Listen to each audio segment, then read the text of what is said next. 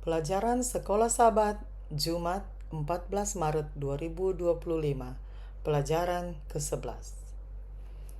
Untuk pendalaman, bacalah Ellen G. White, The Reward of Earnest Effort dalam buku Testimonies for the Church, jilid 9, halaman 285 sampai 288.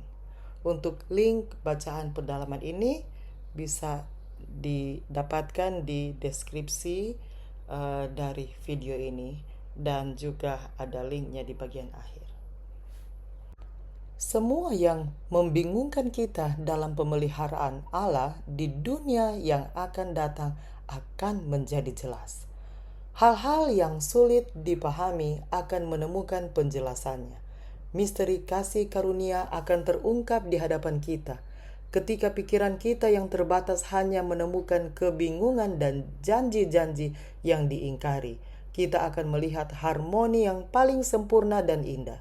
Kita akan tahu bahwa kasih yang tak terbatas mengatur pengalaman-pengalaman yang tampaknya paling sulit. Ketika kita menyadari pemeliharaan lemah lembut dari Dia yang bekerja dalam segala sesuatu untuk kebaikan kita, maka kita akan bersukacita dengan sukacita yang tak terkatakan dan penuh kemuliaan. Pertanyaan-pertanyaan untuk diskusi.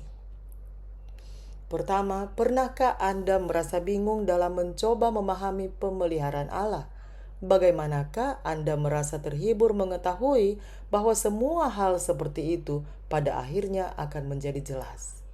Kedua, renungkan apa yang Kristus korbankan untuk menjadi manusia dan mati bagi dunia ini. Renungkan lebih jauh apa yang diceritakan di sini tentang kasih Allah dan apakah Allah dapat dipercaya.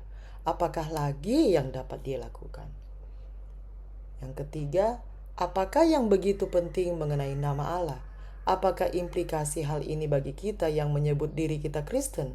Dengan cara apa sajakah umat Kristiani terkadang menjelekan nama Kristus, dan apakah yang bisa kita lakukan di komunitas lokal kita untuk menunjukkan kepada orang-orang seperti apa mengikut Kristus itu? Keempat, pada akhirnya, bahkan jawaban terbaik kita mengenai masalah kejahatan masih belum lengkap untuk saat ini. Apakah yang dapat kita lakukan dalam praktek untuk mendekatkan diri kepada mereka yang menderita dan menjadi agen yang meringankan penderitaan di dunia ini sambil menunggu solusi eskatologis akhir terhadap masalah kejahatan yang hanya dapat diberikan oleh Allah? Pertanyaan yang terakhir, renungkanlah lebih dalam Yesaya 53 ayat 4 mengenai fakta bahwa Kristus menanggung penyakit dan kesengsaraan kita.